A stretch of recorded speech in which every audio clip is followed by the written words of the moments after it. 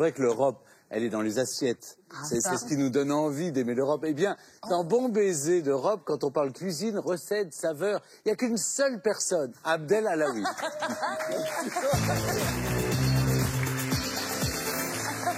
Alors les amis, est-ce que vous savez ce qu'il y a sous cette cloche? Oui. Je vous donne 3 indices. Alors, elle a été inventée en 1972 à Berlin. Ça, c'est le premier indice. Le hot dog. Deuxième indice. Attends. Il y a une Deuxième indice, son nom signifie viande grillée, les amis. Ah, je sais, kebab. On l'appelle aussi le grec en troisième indice. Oui. Voilà, c'est kebab. Est-ce que vous savez ce que ça veut dire doner? Parce qu'on l'appelle aussi doner. Doner, c'est la viande qui tourne. Qui tourne. Voilà, on appelle ça doner. C'est du turc, en fait. On dit grec, sandwich grec, voilà. Mais en fait, c'est turc. C'est turc. Regardez comment c'est beau. Comme c'est beau, regardez comme c'est beau. C'est joli, hein, ce kebab. Ils sont forts, il vient vraiment tout droit de Berlin. Et je suis parti à la rencontre de Tarek. Tarek, il a un restaurant qui s'appelle le Mustapha. C'est un petit kiosque où il sert le meilleur kebab de Berlin, voire du monde. Regardez. Ah ouais.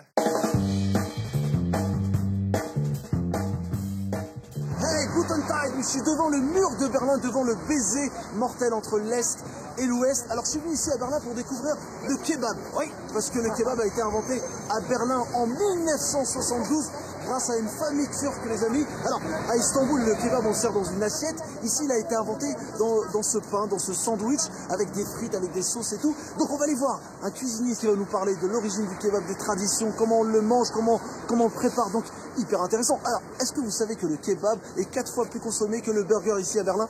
Hein? Vous savez pas ça? Allez, venez avec moi, je vous montre à quoi ressemble le kebab de Berlin.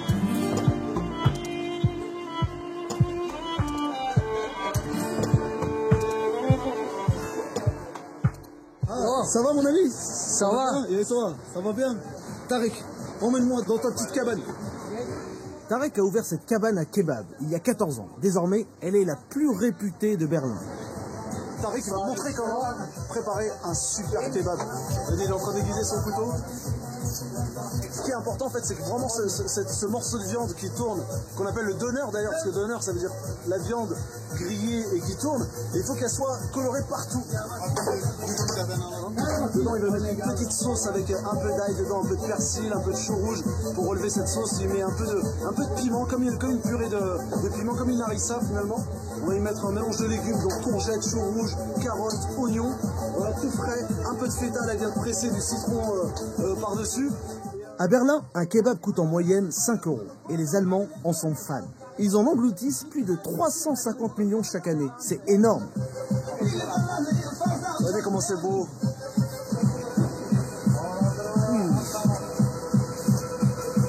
Hyper bon. Maintenant, je comprends pourquoi il y a la queue, les amis. C'est vraiment le meilleur kebab que j'ai goûté et je pense que c'est le meilleur du monde. C'est extraordinaire. Ah oui. Et puis, il y a du monde, je vous dis, hein, comme moi j'adore le kebab, pour moi c'est un des meilleurs que j'ai goûté. Le mec, il en vend quand même 1000 par jour. Non. 1000. Les gens, ils font 2 heures de queue pour goûter à son kebab.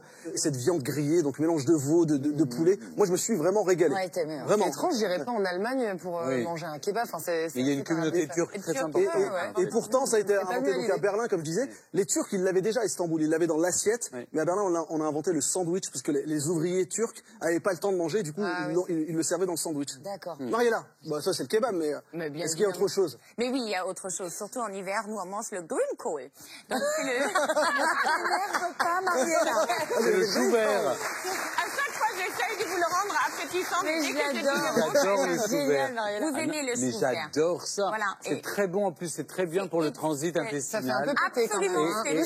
Oui, mais contre le cancer, c'est un produit antioxydant. Antioxydant. Après, ce qu'on rajoute, bah, évidemment, là, ça plombe les calories parce qu'on mange la saucisse avec. Merci quand même. Et donc, du coup, ça devient un plat très riche, mais surtout, ce que nous, on mange avec, les petites pommes de terre caramélisées à la poêle. Ça, oui, ça rehausse le goût, évidemment, le sucre. Et après, oui, c'est très, très bon. C'est vrai que la vue est bizarre, mais c'est très bon. Oui, c'est Grünkohl. Ben, en tout cas, une vraie cuisine allemande. Alors, Paul, la viande. C'est assez similaire de visuel. Un plat typique que j'ai trouvé qui vient de l'est de Londres, pie and mash with jellied eels.